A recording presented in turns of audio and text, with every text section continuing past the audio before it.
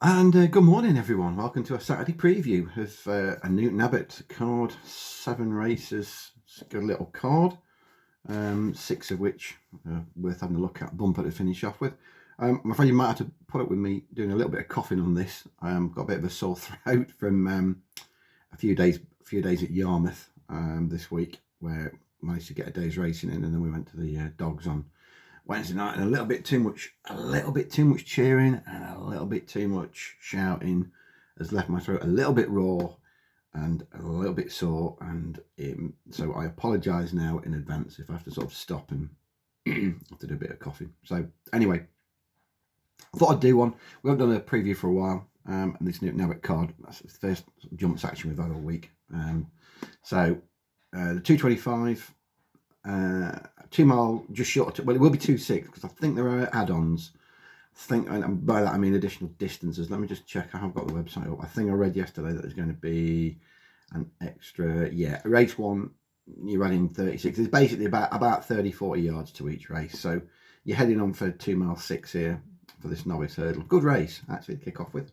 Bit on the sides now, starting to look like the horse that I thought she might be, and her hurdling was a lot better at Utoxia last time too. All she does is gallop. I think this small step up in trip is only going to suit her.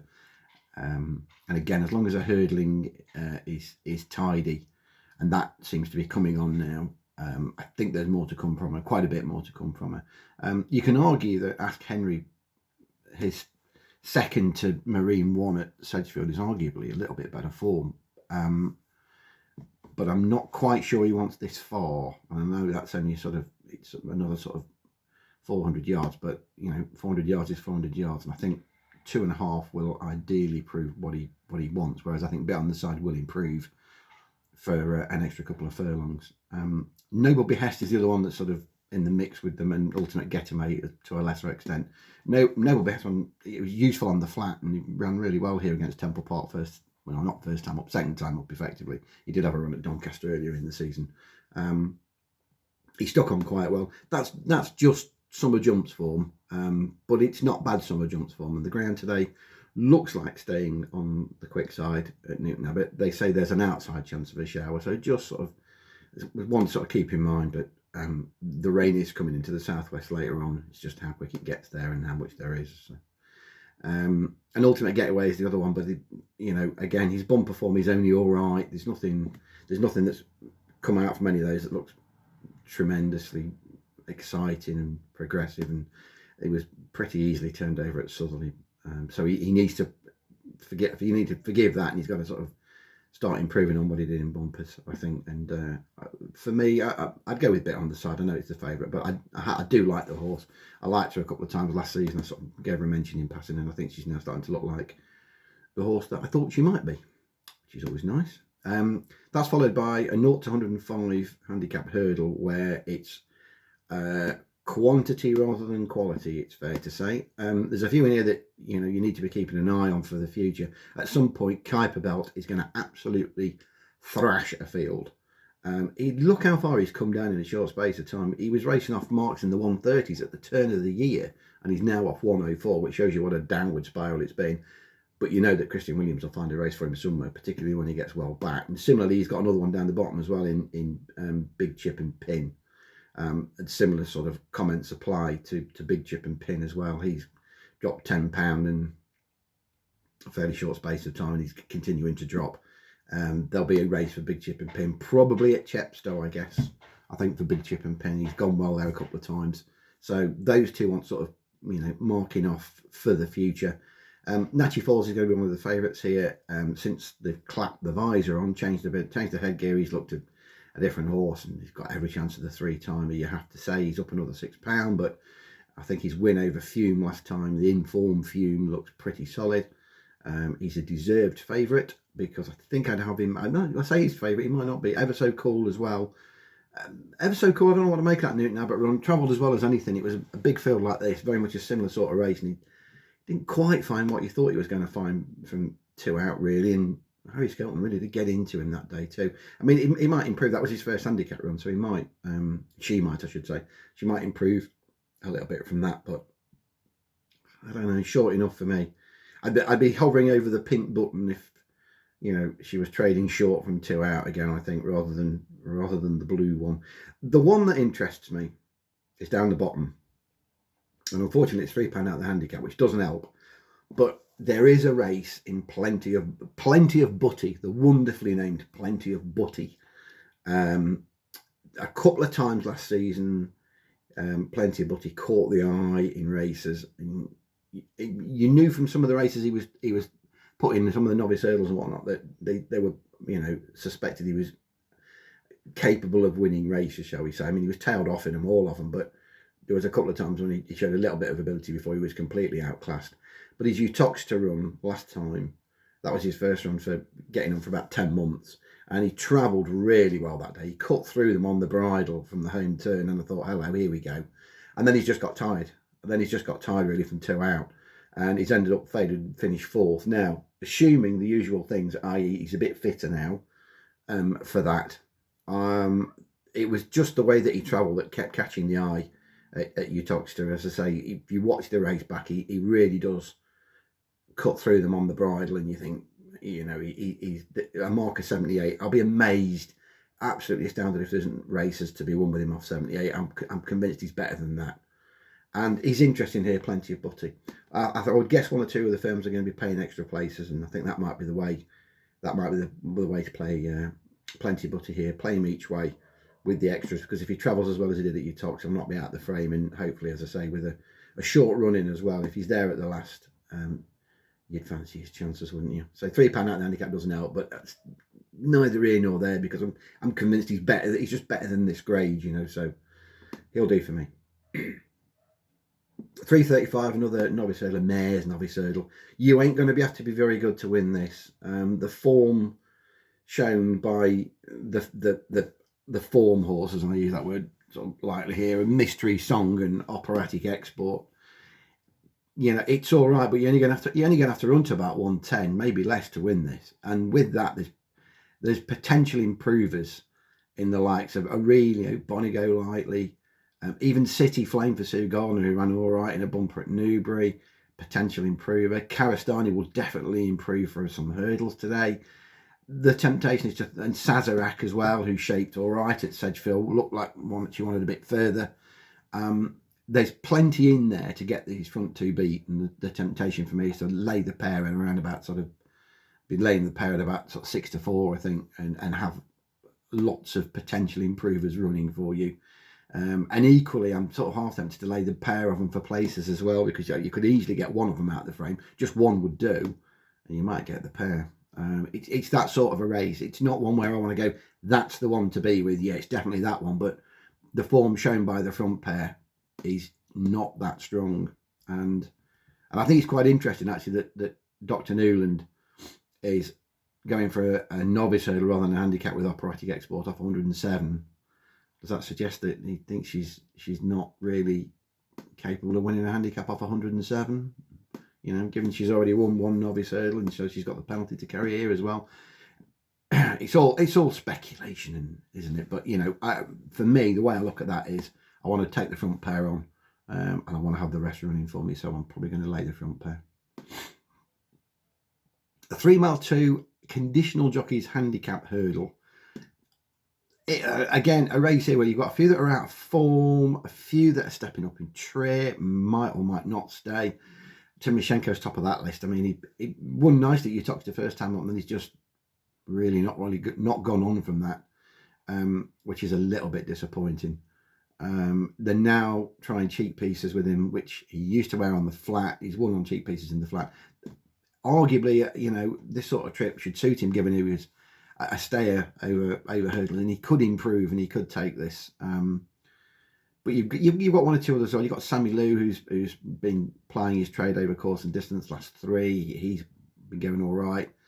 Hattab, sadly, unfortunately, going backwards now, which is a shame. They'd reach for the visor now with Hattab and doesn't win races. And again, there's a couple in here. The likes of Uno Mas is another Christian Williams runner that you need in trackers. Whether they're going to launch all these on the same day in a multi or whatnot, I don't know. But he's another one, Uno Mas, that's travelled, that's gone a long way down the handicap in a fairly short space of time.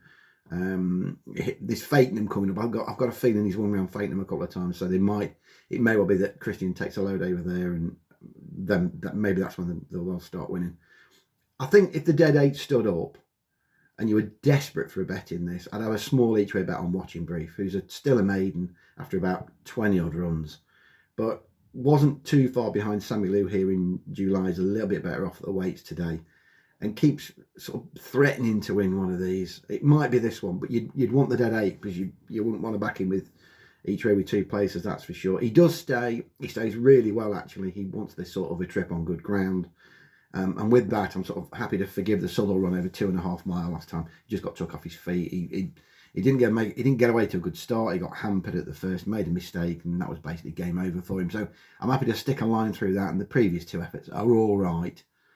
As I say, he might fall into the frame. Perhaps there's a place only bet 3 places, but it's not a race I want to go mad about.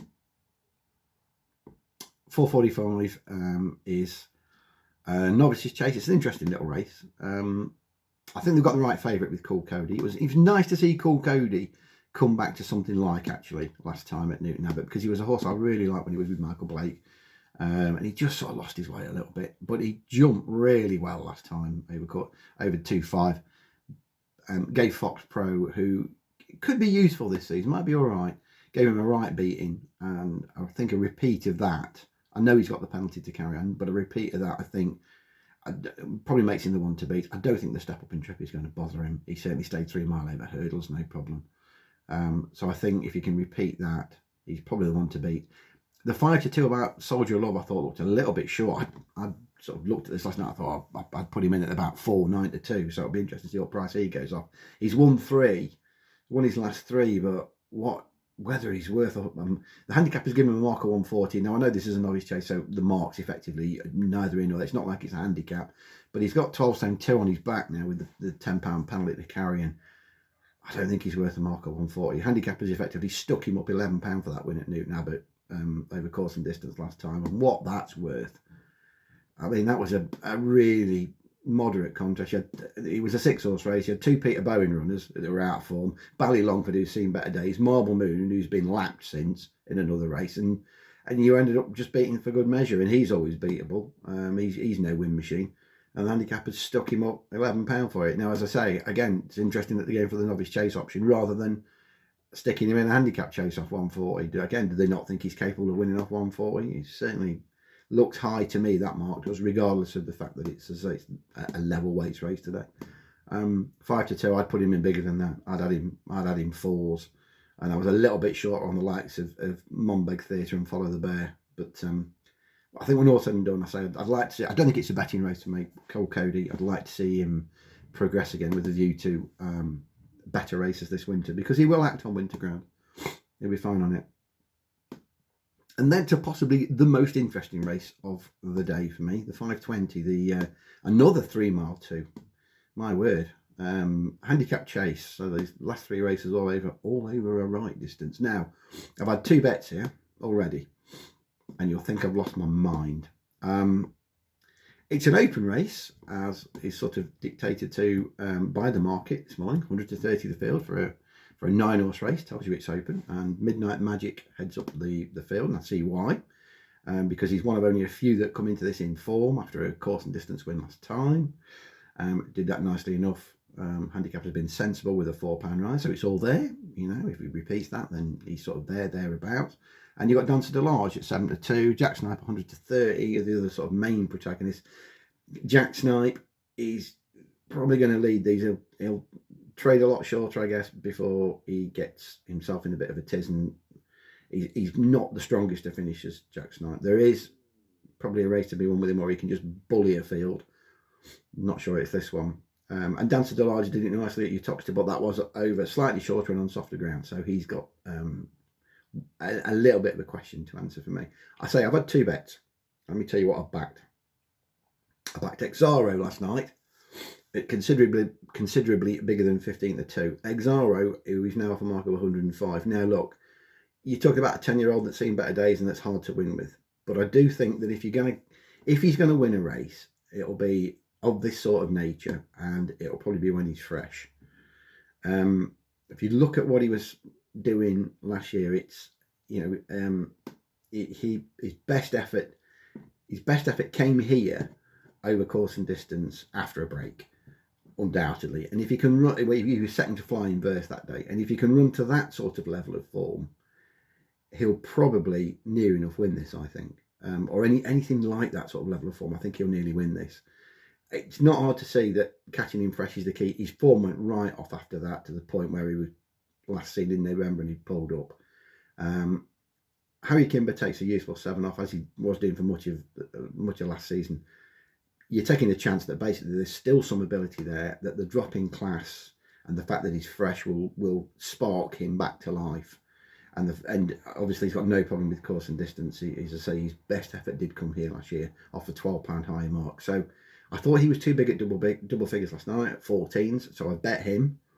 And